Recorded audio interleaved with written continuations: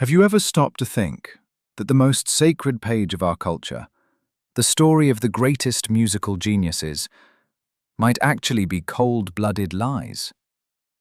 What if academic science has spent decades hiding an obvious mathematical paradox that completely shatters our familiar picture of the past? In this exploration, there's no room for blind worship of authorities or vague musings about divine inspiration. We'll arm ourselves only with the laws of physics, biology, timelines, and rigorous math. We'll literally calculate, second by second, what a person from that era could physically handle, to stress test the official versions of historians. The results of these calculations lead to an unbelievable yet absolutely logical conclusion. A person armed with nothing but a fragile quill, a flickering candle, and runny ink simply could not physically write the colossal volume of complex scores they're credited with. We're told that terabytes of brilliant music were born from pure emotional outbursts. But a dry audit of the documents shows something completely different. It's time to peek behind the curtain of this historical illusion and reconstruct, in detail, the real everyday process of creating a manuscript in those distant centuries. What becomes clear at the first glance at the technologies of the past makes you shudder at the sheer absurdity of the official story. Because the very act of writing back then resembled not a creative flight, but actual hard labor. To honestly grasp the scale of this contradiction, you have to fully immerse yourself in the harsh material reality of that era and painstakingly recreate the physical process of recording information. Those romantic tales about the light flight of fancy shatter against the rigid technical limits of bygone centuries. Back then, writing any multi-page document turned into an exhausting, monotonous, and mechanically grueling task. The main tool was a fussy quill feather, which demanded constant attention. You had to regularly trim it at a very specific angle using a special knife, and split the tip in a particular way to ensure an even flow of ink. A bird's quill would dull and warp from rubbing against rough paper after just a few lines. Liquid inks, brewed from complex recipes using soot or oak galls, behaved unpredictably. You had to dip the quill literally every 2 or 3 words, and in the case of complex notation, after every single intricate element. On top of that, blobs and splatters kept appearing on the page. If the author made one mistake, rushed, or accidentally smeared a still wet line with their hand, the entire fragile sheet of paper became useless. The text had to be dusted with quartz sand to dry it, which ate up huge amounts of time. This laborious process felt like real hard labor, where the physics of materials dictated an extremely slow pace of work. So now, let's take this agonizing, painfully slow method of recording data and apply dry math to it, using the example of the main titan of academic music, Johann Sebastian Bach. The numbers we'll get from the simplest calculations leave absolutely nothing left of the official historical story. The official legacy of Johann Sebastian Bach staggers the imagination. More than 1,000 massive, monumental musical works. To grasp this number in purely mathematical terms, let's translate music into units of stored information.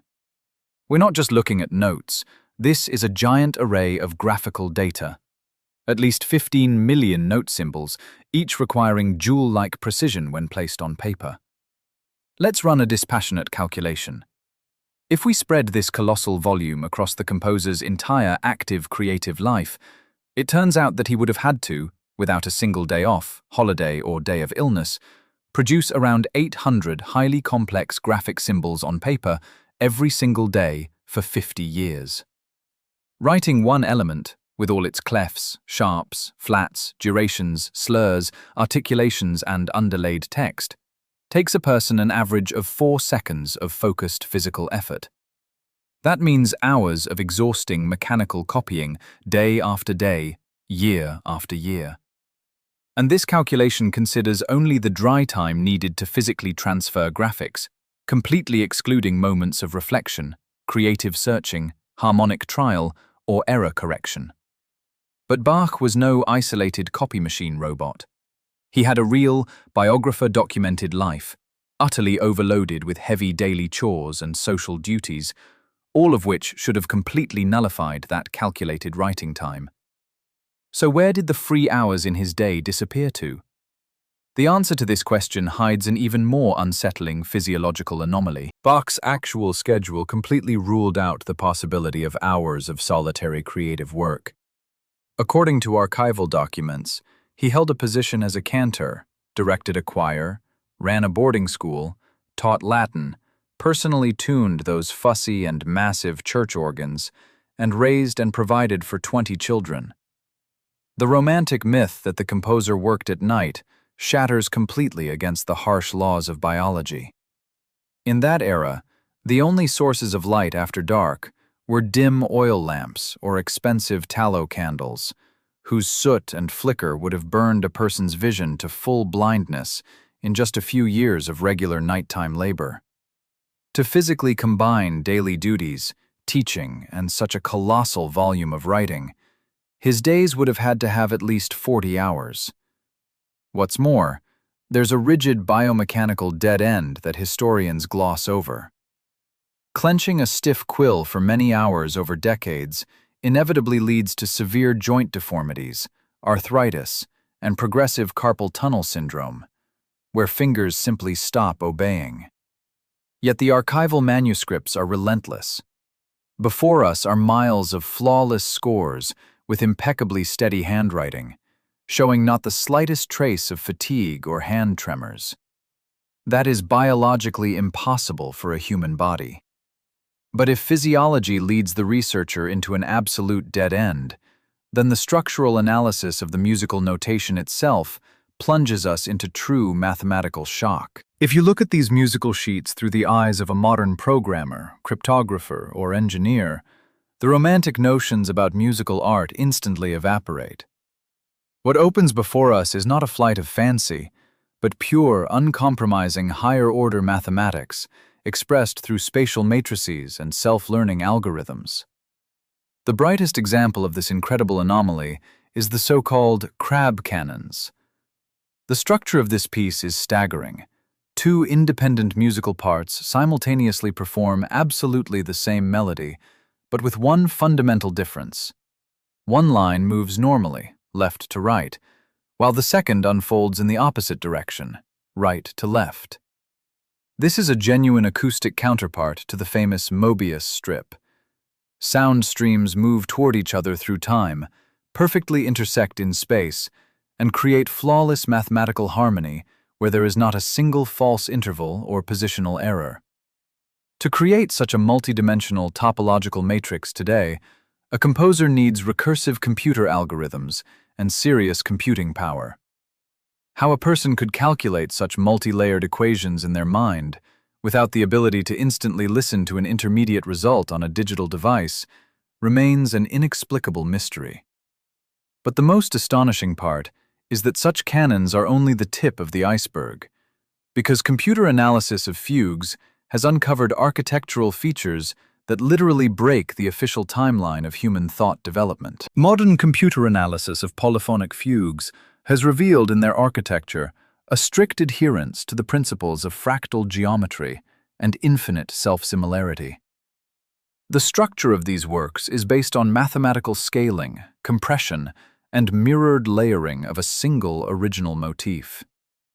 The most astonishing part is that the strict concept of fractals was formulated and described by scientists only in the second half of the 20th century, with the arrival of the first electronic computing machines.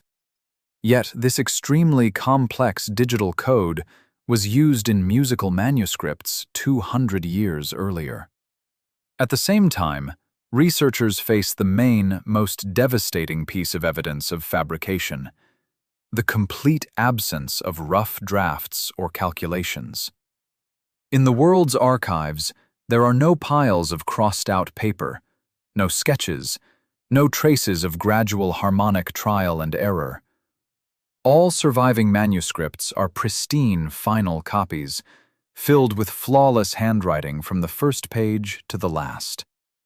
You get a persistent feeling that this highly complex data was simply transferred onto paper at printer speed, from some kind of ready-made, pre-formed database. The biological human brain is physically incapable of generating error-free digital code in finished form without a single correction. What we see before us is the product of a non-human intellect, where the author merely acted as an operator uploading information. But if one master was the operator of these algorithmic arrays, then how did this unsettling computational absurdity manifest itself in the fate of another celebrated idol, whose brief life hides even darker and more inexplicable chronological secrets? The phenomenon of Wolfgang Amadeus Mozart presents an even more devastating challenge to common sense and the laws of the physical world. According to official chronicles, in an extremely short life, cut short at just 35 years, this man managed to commit to paper more than 600 highly complex, monumental musical works, including grand operas, hour-long symphonies, and choral requiems. Yet if we conduct a strict audit of his biography and subtract from his total time budget the periods when he physically could not hold a quill, a true chronological abyss opens before us. From his 35 years, we must completely exclude early childhood, as well as the grueling, continuous multi-month concert tours. Little Mozart spent years traveling in cold, jolting carriages over Europe's broken roads, performing before royal figures. Add to that endless social receptions, court duties, daily lessons to earn a living, plus the severe, prolonged illnesses that regularly confined him to bed for weeks and months. What remains, the actual time available for solitary compositional work, is an absolute physical zero. There was simply no time for composing in nature. To grasp the full horror of this analytical gap, we must examine in detail what a full orchestral symphony score represents from a technical standpoint. It is far from just a pretty melody you can hum under your breath or spontaneously play on a keyboard. It is a giant engineering spreadsheet demanding colossal analytical labor. The score for a large orchestra is an extraordinarily complex engineering synchronization table, where the parts for dozens of different instruments are written simultaneously. The creator must meticulously calculate the combination of unique acoustic ranges, physical resonances, specific sound production mechanics, and timbral characteristics of each orchestra member. And here, researchers once again hit an inexplicable anomaly. In Mozart's archives, there is a complete absence of preliminary drafts, sketches, or rough versions. Museums carefully preserve only immaculate final copies, written with phenomenal cleanliness and precision from the first measure to the last. The most powerful clue to unlocking this secret was left by the composer himself in his surviving letters. He stated outright that he did not compose music sequentially, bar by bar, as ordinary people do. Mozart described the process as if the entire multi-hour fabric of a complex orchestral work appeared in his mind all at once, in a single instant, like a spatial matrix frozen in time. He merely observed this ready-made mental structure as a whole, and then mechanically transferred it onto paper. Such instantaneous manipulation of massive data arrays is currently possible only for quantum computing systems. What official history has passed off for centuries as divine inspiration is, in the strict language of technical audit, a detailed description of a biological interface connected to a pre-existing neural network outside the human dimension of time. Mozart did not invent these sound codes. He was a highly efficient operator downloading them. But why, and for whom, was it necessary to so skillfully falsify the origin of these algorithms, presenting them as products of human genius? To find the answer, we must ruthlessly dissect the very historical era in whose settings this grand spectacle unfolded. If you carefully study the laws governing the development of complex systems, it becomes obvious that any technology evolves gradually, passing through necessary intermediate stages. Yet the official history of music asks us to believe in a supernatural civilizational leap. For centuries, humanity used the simplest, flat, monophonic motifs, and then suddenly, without any transitional period, immensely complex fractal polyphony appeared out of nowhere. Such a crude violation of evolutionary logic forces us to take a critical look at the actual historical backdrop of the so-called Gilded Century.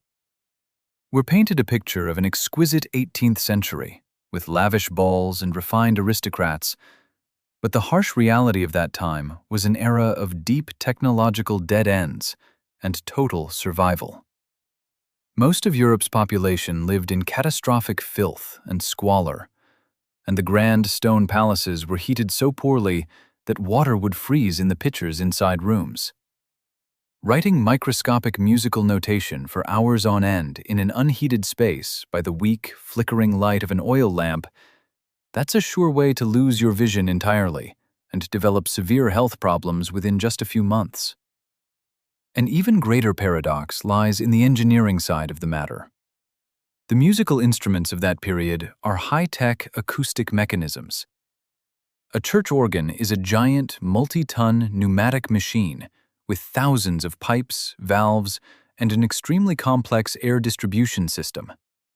A violin or harpsichord demands jewel-like precision in calculating the resonating wooden soundboards and the physics of materials.